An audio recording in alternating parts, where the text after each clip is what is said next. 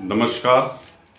समान नागरिक संहिता को लेकर राजनीतिक वाद विवाद अब शुरू हो चुका है।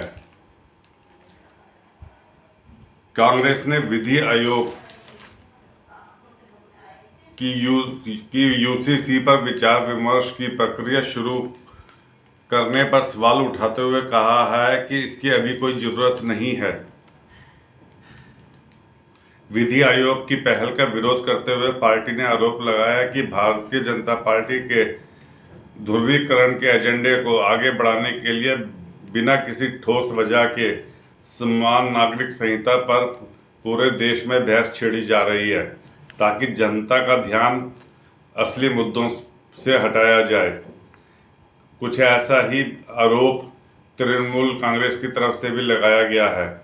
कांग्रेस के संचार महासचिव जयराम रमेश ने विधि आयोग के 14 जून को जारी नोट का हवाला देते हुए अपने बयान में कहा कि समान नागरिक संहिता पर फिर से विचार विमर्श करने की कोई जरूरत नहीं है।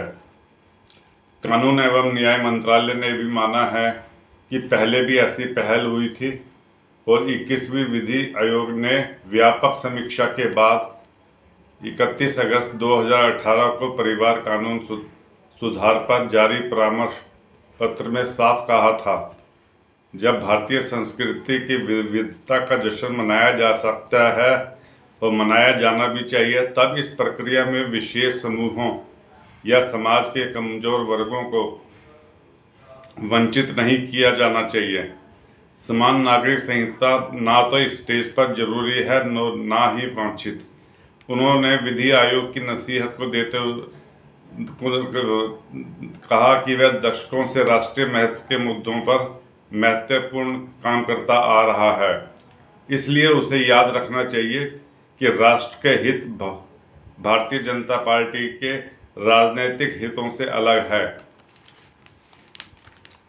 समान नागरिक संहिता पर सामान्यतः कांग्रेस से ज़्यादा दूसरे क्षेत्रीय दलों का रुख अधिक आक्रामक है, लेकिन गुरुवार को जिस तरह सबसे पहले कांग्रेस मैदान में उतरी और विधि आयोग द्वारा जनता से विचार विमर्श मांगने पर सवाल खड़ा किया गया कि उसने यह संकेत दे दिया है कि कर्नाटक की जीत के बाद अब कांग्रेस पार्टी नरम हिंदुत्व और अल्पसंख्यक दोनों को साधने की तैयारी करेगी। यह इतिहास है कि देश में अधिकांश क्षेत्रीय दलों का विकास कांग्रेस के ही परंपरागत वोटों से हुआ है। इसमें सबसे बड़ी भूमिका अल्पसंख्यक वोटों की ही रही है। कांग्रेस को लगता है कि अल्पसंख्यकों का एहसास होने लगा है कि राज्यों में क्षेत्रीय दल उनका हित साध सकते हैं। अरसे बाद कर्नाटक में स्थिति बदली, जब बड़ी संख्या में जेडीएस के साथ खड़े अल्पसंख्यकों ने कांग्रेस को वोट दिया। जब बुधवार को विधि आयोग ने समान नागरिक संहिता पर हलचल बढ़ाई तो कांग्रेस सबसे पहले सतर्क हुई और इस पहल का विरोध किया। 23 जून को पटना में होने वाली विपक्षी दलों की बैठक से पहले कांग्रेस का यह रुख राजनीतिक रूप से बेहद महत्वपूर्ण है। ध्यान देने की बात है कि समान नागरिक संहिता पर सुप्रीम कोर्ट भी सरकार को आगे बढ़ने के लिए कह चुका है और संविधान के नीति निर्देशक तत्वों में भी इसका उल्लेख है। इसी कारण पिछले वर्षों में कांग्रेस इस मुद्दे पर बीच का रास्ता अपनाती रही है। वह कानून में स्पष्ट नहीं होने की बात करती रही है। अब क्षेत्रीय दलों की अपेक्षा ज़्यादा मुखर है, क्योंकि उसको लगता है कि अब अल्पसंख्यक कांग्रेस पार्टी की तरफ आ सकते हैं। वहीं दूसरी ओर से नरम हिंदुत्व का दामन भी नहीं छोड़ना चाहती। 2 दिन पहले ही मध्य प्रदेश में कांग्रेस महासचिव की रैली में बजरंग बली और गदा की धूम रही थी। 3 तलाक रद्द किए जाने, हर धर्म की लड़कियों के लिए शादी की एक समान आयु तय करने जैसे कदम के बाद उत्तराधिकार संपत्ति कानून गोद लेने जैसे नियम ही बाकी रह चुके हैं। अब उनमें भी बदलाव की आवश्यकता है। लेकिन इससे इनकार नहीं किया जा सकता कि अनुच्छेद 370 को रद्द करने के बाद समान नागरिक संहिता ही भाजपा के पुराने एजेंडे का अकेला ऐसा मुद्दा है जो बाकी है।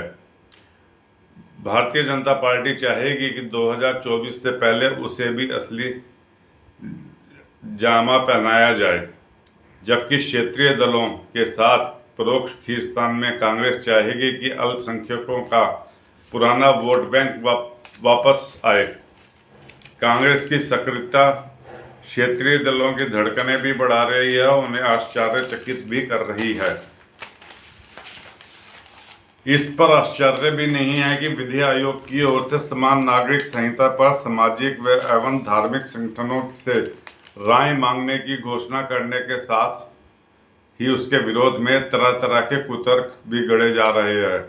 कांग्रेस महासचिव जयराम रमेश की माने तो समान नागरिक संहिता पर विधि आयोग की पहल मोदी सरकार के ध्रुवीकरण का एजेंडा है। क्या वह यह कहना चाहते हैं कि संविधान निर्माताओं ने ध्रुवीकरण के किसी एजेंडे के तहत ही अनुच्छेद 44 में यह लिखा था कि देश के सभी नागरिकों के लिए समान नागरिक संहिता लागू करना सरकार का कर्तव्य है? कांग्रेस को इस बात पर विचार करने के साथ ही यह सोचना चाहिए कि स्वतंत्रता के बाद सबसे लंबे समय तक शासन करने के बाद भी वह शासन समान नागरिक संहिता के मामले में संविधान निर्माताओं की इच्छा का पालन नहीं कर सकी। यह मानने के भी अच्छे भले कारण है कि उसने ऐसा जानबूझकर किया है, क्योंकि उसने तमाम विरोध के बाद भी हिंदुओं के निजी कानून को संहिताबद्ध कर दिया था। कायदे से तभी अन्य समुदायों के भी निजी कानून संहिताबद्ध करके समान नागरिक संहिता की दिशा में बढ़ा जाना चाहिए। कांग्रेस ने ऐसा न करके देश के नागरिकों में भय पैदा करने के साथ ही उन्हें अलग अलग करने की कोशिश की है। ऐसा करके उसने राष्ट्रीय एकत्व की भावना को कमजोर किया और विभिन्न समुदायों के बीच यह आवश्यक संदेश जाने से रोका कि संविधान की निगाह में वे सभी बराबर है। यह खेद की बात है कि समान नागरिक संहिता के प्रश्न पर कांग्रेस अपने मूल्यों और सिद्धांतों के साथ अपने पूर्वजों की भी अनदेखी करती रही है। पता नहीं क्यों वह यह भूल जाती है कि 1928 में भारत के संविधान का जो पहला प्रारूप मोतीलाल नेहरू की अध्यक्षता वाली समिति ने तैयार किया था, उसमें समान नागरिक संहिता की पैरवी की गई थी।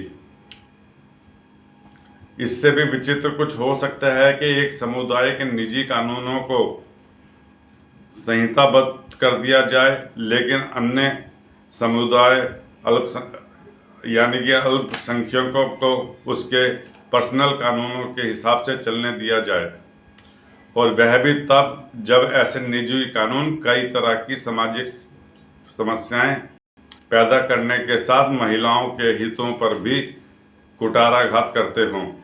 समान नागरिक संहिता को अक्सर यह भी कुतर्क दिया जाता है कि यह सामाजिक विविधता की विरोधी है। क्या समान नागरिक संहिता अपनाने वाले